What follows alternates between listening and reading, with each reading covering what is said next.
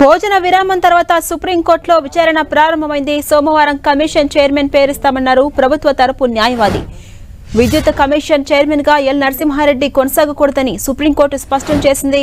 నరసింహారెడ్డి కమిషన్లో నియమించిన వారు కూడా ఉండరాదని సుప్రీంకోర్టు తెలిపింది.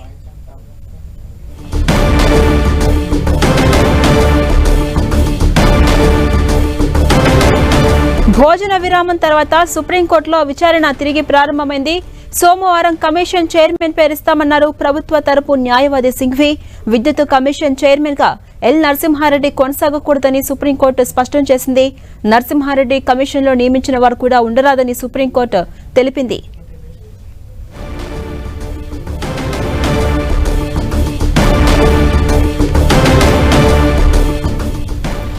భోజన విరామం తర్వాత సుప్రీంకోర్టులో విచారణ తిరిగి ప్రారంభమైంది. ఈ నేపథ్యంలో సోమవారం కమిషన్ చైర్మన్ పేరుస్తామని తెలిపారు ప్రభుత్వం తరపు న్యాయవాది సింఘ్వి. ఇక విద్యుత్ కమిషన్ చైర్మన్ గా ఎల్ నరసింహారెడ్డి కొనసాగకూడదని సుప్రీంకోర్టు స్పష్టం చేసింది. నరసింహారెడ్డి కమిషన్లో నియమించిన వారు కూడా ఉండరాదని సుప్రీంకోర్టు తెలిపింది.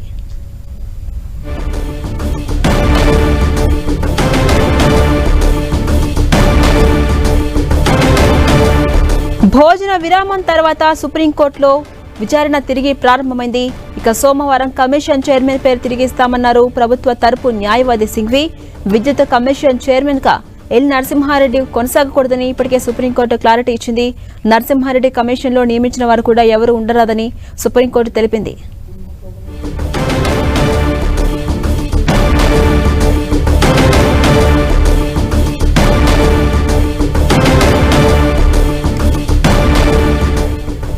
విద్యుత్ కమిషన్ విషయంలో సుప్రీంకోర్టు కీలక వ్యాఖ్యలు చేసింది. భోజన విరామం తర్వాత తిరిగి సుప్రీంకోర్టులో ఈ కేసుకు సంబంధించి విచారణ ప్రారంభమైంది. అయితే సోమవారం కమిషన్ చైర్మన్ పేరుస్తామని తెలిపారు ప్రభుత్వం తరపు న్యాయవాది.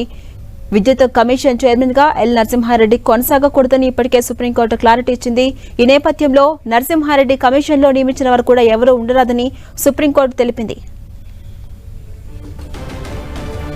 అంతకుముందు తెలంగాణ సర్కార్కు పవర్ షాక్ తగిలింది. సుప్రీంకోర్టులో ఎదురు దెబ్బ తగిలింది. విద్యుత్ కొనుగోలు ఒప్పందాల్లో అవకతవకలపై విచారణకు ఏర్పాటు చేసిన కమిషన్ చైర్మన్ ను తప్పించాలని చెప్పింది సుప్రీంకోర్టు. తక్షణమే విద్యుత్ విచారణ కమిషన్ చైర్మన్ జస్టిస్ నరసింహారెడ్డిని మార్చాలని కోరింది. ఆయన స్థానంలో కొత్త జడ్జిని నియమించాలంటూ ఆదేశించింది సుప్రీంకోర్టు.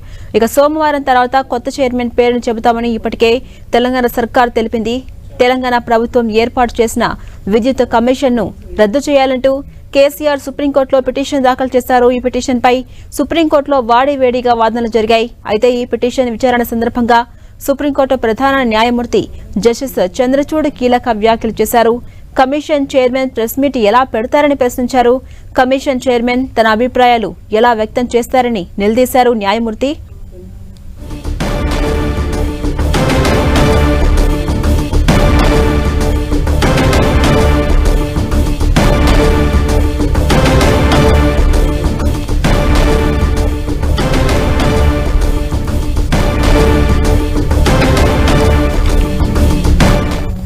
ఇదే అంశంపై మరింత సమాచారం మా ప్రతినిధి గోపి అందిస్తారు. గోపి,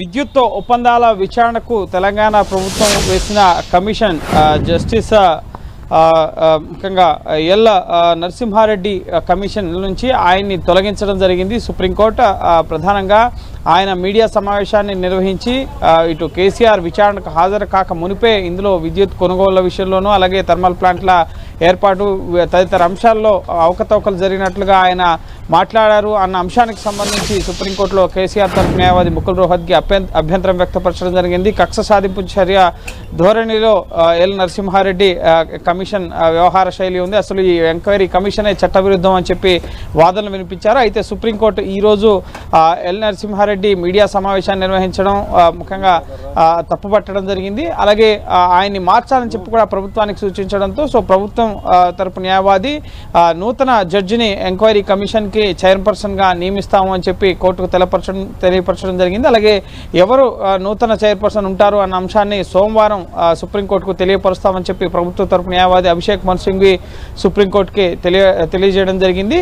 దీంతో ఎల్ నరసింహారెడ్డిని ఈ విద్యుత్ కమిషన్ నుంచి తొలగించడం జరిగింది సుప్రీంకోర్టు. ఆయన నియమించిన వారు కూడా ఈ కమిషన్లో ఇక ఉండరు. పూర్తి స్థాయిలో కొత్త నోటిఫికేషన్ని తెలంగాణ రాష్ట్ర ప్రభుత్వం విడుదల చేయడం జరుగుతుంది. ఎవరు ముఖ్యంగా నూతన చైర్పర్సన్ ఏకసభ్య జ్యుడిషియల్ కమిషన్ని తెలంగాణ ప్రభుత్వం ఈ తెలంగాణలో విద్యుత్ ముఖ్యంగా ఒప్పందాలు అలాగే థర్మల్ ప్లాంట్ల ఏర్పాటు వీటికి సంబంధించిన అవకతవకలకు సంబంధించి కమిషన్ వేసిందో సో గత కమిషన్ అనే స్థానంలో కొత్త కమిషన్కి కొత్త చైర్పర్సన్ రావడం జరుగుతుంది. దానికి సంబంధించిన నోటిఫికేషన్లోనే ఎంత కాలంలోపు దర్యాప్తు పూర్తి చేయాలి అలాగే కమిషన్ యొక్క విధి విధానాలను వీటన్నిటిని కూడా నోటిఫై చేయాలని చెప్పి కూడా సుప్రీంకోర్టు ఆదేశించడం జరిగింది. సో సోమవారం రోజు ఎవరిని ఈ విద్యుత్ కమిషన్ చైర్పర్సన్గా నియమించారు అన్న విషయాన్ని తెలంగాణ ప్రభుత్వ తరపు న్యాయవాదులు సుప్రీంకోర్టుకు తెలియపరచడం జరుగుతుంది. వాదనలు అనేవి ముగిశాయి. ఇక తదుపరి కమిషన్ ఏ విధంగా పనిచేస్తుంది, ఎవరెవరు కమిషన్కి సంబంధించి ముఖ్యంగా ఏకసభ్య కమిషన్ ఎన్నాళ్ళలోపు ఎంక్వైరీ పూర్తి చేస్తుంది, ఇప్పటికే గత కమిషన్ సేకరించినవన్నీ కూడా వివరాలు ఆధారాలు వీటని ఎంక్వైరీ రిపోర్ట్స్ ఇవన్నీ కూడా మళ్ళీ ముఖ్యంగా అవేవి కూడా చెల్లుబాటు కావు.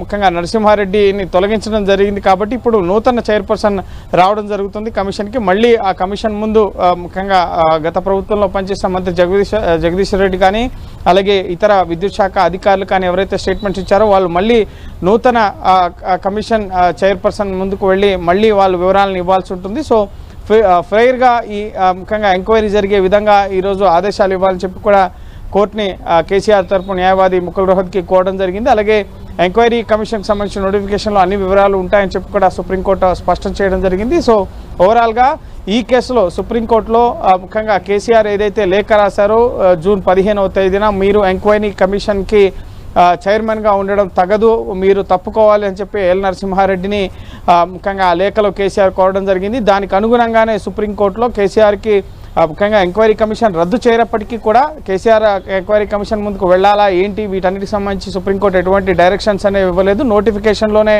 వీటన్నిటికి సంబంధించిన వివరాలు కూడా ఎంక్వైరీ కమిషన్ ఏ విధంగా పనిచేస్తుంది అనేది తెలంగాణ ప్రభుత్వమే నోటిఫికేషన్ని విడుదల చేయడం జరుగుతుంది. సో దాని ఆధారంగా తదుపరి ఈ విద్యుత్ కొనుగోళ్లు అలాగే ఒప్పందాలు అలాగే యాదాద్రి భద్రాద్రి థర్మల్ ప్లాంట్ల ముఖ్యంగా ఏర్పాటు వీటన్నిటికి సంబంధించిన అవకతవకలు ముఖ్యంగా నిజంగా తప్పులు జరిగాయా లేదా ముఖ్యంగా గత ప్రభుత్వం సక్రమంగానే ముఖ్యంగా వారి వాదన ప్రకారం అన్ని సక్రమంగానే జరిగాయి, ప్రభుత్వానికి మధ్య ఒప్పందం జరిగింది ఛత్తీస్గఢ్ ప్రభుత్వానికి, అలాగే థర్మల్ ప్లాంట్ల నిర్వహణ BHELకి అప్పగించాం, సో ఎక్కడా కూడా తప్పు జరగలేదని చెప్పి గత ప్రభుత్వం చెప్తుంది. దీనిపైన ఎంక్వైరీ కమిషన్ వేయాలని చెప్పి కూడా జగదీశ్వర్ రెడ్డి అసెంబ్లీలో చెప్పడంతో ప్రస్తుత ప్రభుత్వం ఎంక్వైరీ కమిషన్ వేయడం జరిగింది. సో చూడాలి ఏం జరగబోతుంది, ఎవరిని నూతన కమిషన్కి చైర్మన్గా తెలంగాణ ప్రభుత్వం నియమిస్తుంది, రిటైర్డ్ జడ్జిగా ఎవరు ముఖ్యంగా ఈ కమిషన్ని లీడ్ చేస్తారు, అలాగే ఎటువంటి నివేదిక ఎంక్వైరీ కమిషన్ ఇస్తుంది, ఎన్ని రోజుల్లోపు దర్యాప్తును పూర్తి చేస్తుంది అనేది మనం వేచి చూడాల్సి ఉంటుంది. సుప్రీంకోర్టులో ఈ ఎపిసోడ్ ఇంతటితో ముగిసింది. పూర్తిగా